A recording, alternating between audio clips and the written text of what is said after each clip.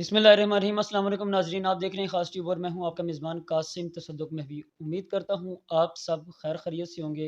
दुआ करता हूं कि अल्लाह पाक आप सबको अपने हिफ्ज़ व ईमान में रखे। नाजरीन, चलते हैं आज की खबर की तरफ और ख़बर ये है कि मुस्लिम ममालिक में इसराइल के ख़िलाफ़ सख्त इक़दामात करने की सलाहियत मौजूद नहीं है। ये किसने कहा है? ये कहा है हमारे सदर पाकिस्तान जनाब आरफ अलवी साहब ने। तो उन जनाब से मेरा ये सवाल है कि हज़रत साहब, अगर आपके पास इतनी ताकत नहीं है, इतनी सकत नहीं है, 5 सालों में भी इतनी ताकत आप हासिल नहीं कर सके कि आप मुसलमानों के लिए आप कोई इक़दामात कर सकें, कोई मुसलमानों का सहारा बन सकें, तो आप 5 साल तक इस ओहदे पर किस सोच के तहत विराजमान रहे?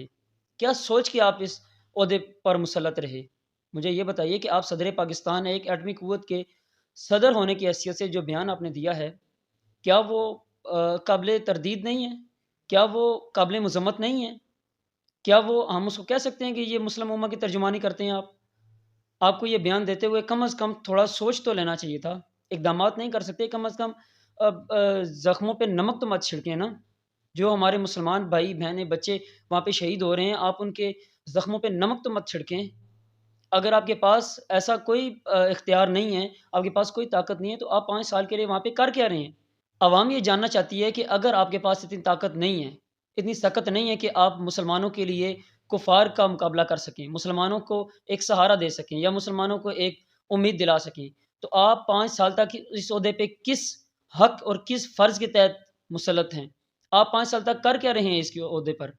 क्या अवाम के जो पैसे हैं, अवाम के टैक्स के पैसे के साथ आप अय्याशी करने के लिए इस ओहदे पे विराजमान हैं? क्या आप इस ओहदे पर इसलिए विराजमान हैं कि यहाँ पे जनाब आपको कोई छेड़ नहीं सकता, आप इतने ताकतवर हैं, कोई पूछ नहीं सकता आपसे? आपकी पूरी पार्टी इस टाइम जो है ना वो इस्तीफ़ा दे चुकी है, तमाम जगहों से, ये आपको याद होना चाहिए।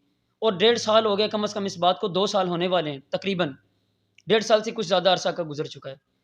तो जनाब आप क्या कर रहे हैं पे सदारत के ओहदे पे? आप इस्तीफ़ा दें ना, आपको ये बात करते हुए कम से कम शर्म तो आनी चाहिए थी ना, सोच तो आनी चाहिए थी कि जनाब मैं बात क्या कर रहा हूँ, अवाम की नुमाइंदगी करने वाले हैं आप। ये जो बयान आपने दिया है, इससे क्या मुसलमानों की दिल आज़ारी हुई है या हौसला अफ़ज़ाई हुई है? आपने सोचा इस बारे में? 5 साल के बाद फिर दोबारा जब इलेक्शन होने वाले हैं, अभी जनवरी में ऐलान हो चुका है उनका, आप अवाम की अदालत में किस मुँह से जाएँगे? क्या बयान लेके आप जाएँगे अदालत में, जो अवामी अदालत है उसके सामने, कि जनाब मुझे वोट दीजिए, किस लिए वोट दीजिए? आपने तो साफ-सुथरा कह दिया है, जनाब मेरे पास कोई ताकत नहीं, मेरे पास कोई इख्तियार नहीं, तो इसका मतलब हम क्या समझें? कि आपको कंट्रोल कोई और कर रहा है? क्या हम इसका मतलब ये समझें कि जनाब आपके अपने इख्तियार में कोई बात नहीं है? हम क्या समझें कि जनाब आप कुछ भी नहीं कर सकते, बस सिर्फ़ अय्याशियों के लिए ओहदे हासिल करते हैं आप लोग? मुझे ये बताइए, अवामी टैक्स के पैसे के ऊपर जो है ना आप इस टाइम अय्याशी कर रहे हैं। जिस ओहदे पे आप विराजमान हैं वो 24-25 करोड़ की नहीं, बल्कि वो 2 ढाई अरब तकरीबन मुसलमान हैं जिनकी नुमाइंदगी करती है। जनाब आप कैसे ये कह सकते हैं सीधे-सीधे अल्फ़ाज़ में कि जनाब हमारे पास कोई ताकत नहीं है, हम तो कोई इख्तियार नहीं रखते। साथ ही उन्होंने इतना ही नहीं, अगली जो बात की है वो ये कहा है कि दूसरों ने मज़म्मत की तो हमने भी मज़म्मत कर दी। नाज़रीन, अफ़सोस देखिए, ये हद देखिए बेहिसी की, कि सिर्फ़ मज़म्मत की, वो भी दूसरों ने की तब हमने मज़म्मत कर दी। क्या आपके पास कोई ताकत नहीं है? जनाब मज़म्मत करने की तो ताकत नहीं है आपके पास, और आप बातें करते हैं कि जनाब हम ये कर देंगे, तकदीर बदलेंगे, हम वो कर देंगे। क्या करेंगे आप? मज़म्मत करने के लिए भी आप दूसरों के सहारे ढूँढते हैं कि जनाब पहले वो फलाँ बंदा मज़म्मत करे तो फिर हम मज़म्मत करें। आपने एटम बम किसके लिए रखा हुआ है? आपने जो एटम रखा हुआ है ये किसके लिए रखा हुआ है? क्या सिर्फ़ 23 मार्च पे इसको धूप लगवाने के लिए रख दिया आप लोगों ने? चलें कम से कम वो ना सही। हम समझते हैं इस बात को कि कुछ तकाज़े होते हैं, आलमी तकाज़े, ज़ाहिर-सी बात है, मामलात होते हैं जिसकी वजह से इंसान सख्त इक़दामात नहीं कर सकता। बट बयान देने से पहले तो कम से कम सोच लीजिए ना जनाब, मैं जो बयान दे रहा हूँ इससे जो मेरे अवाम है, मेरी रियाया है या जो मुसलमान हैं उनके दिलों पे क्या गुज़रेगी? वो जो मज़लूम इस टाइम ज़िंदगी और मौत की कशमकश में हैं, उनके दिलों पे क्या गुज़रेगी? आपने ये सोचा बयान देने से पहले?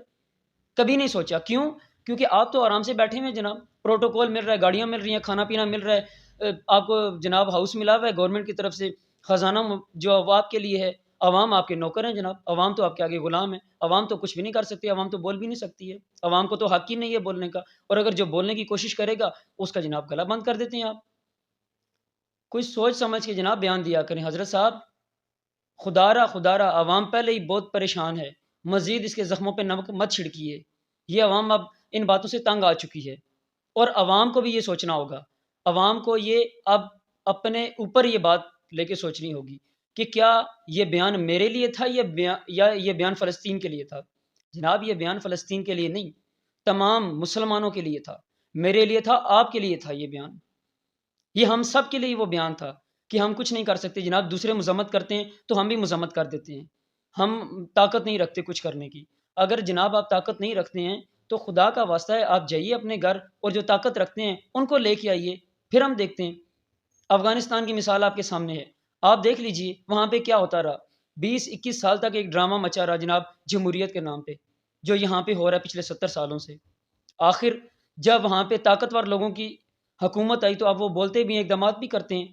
تو خدا کا واسطہ ہے آپ بھی گھر جائیے اور طاقتور لوگوں کو آگے آنے دیجیے، شفاف الیکشن کروائیے اور ان کا بیانیہ دیکھیے، پھر اپنا بیانیہ دیکھیے، عوام کی نمائندگی ان کو کرنے دیجیے۔ اگر آپ کے بس میں نہیں ہے تو گھر بیٹھیے، اپنا گھر چلائیے، آپ کے لیے وہی کافی ہے۔ مگر خدا کا واسطہ ہے ہمارے زخموں پہ مزید نمک مت چھڑکیے۔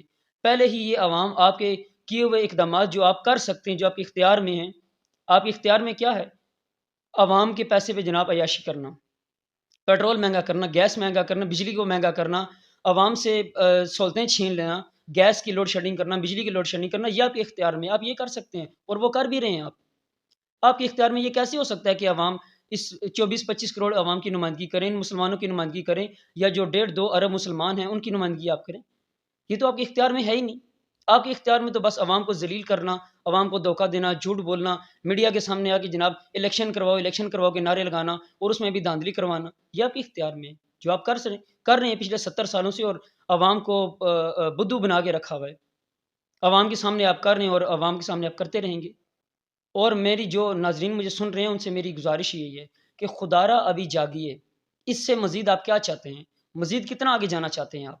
یہاں تک تو بیان آ چکا ہے کہ جناب آپ کی جانوں کی حفاظت کرنے کا اختیار ہمارے پاس ہے ہی نہیں، ہمارے پاس کوئی صلاحیت نہیں ہے، نہ ہمارے پاس طاقت ہے۔ تو پھر ہم کیا سمجھیں یہ بات کہ اس سے زیادہ ان کے پاس کیا طاقت ہو سکتی ہے؟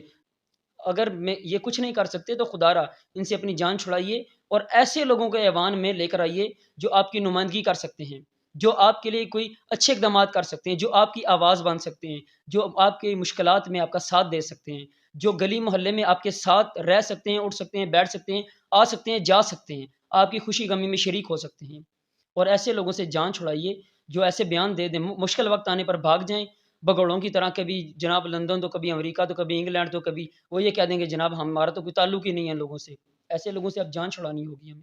کمنٹ سیکشن میں اپنی رائے کا اظہار ضرور کیجیے گا، کیونکہ مجھے آپ کی رائے کا انتظار رہے گا۔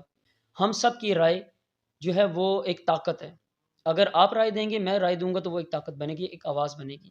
اس لیے مجھے لازمی انتظار رہے گا، کمنٹ سیکشن میں اپنی رائے کا اظہار ضرور کیجیے گا۔ اگلی ویڈیو تک مجھے اجازت دیجیے۔ اللہ حافظ و ناصر۔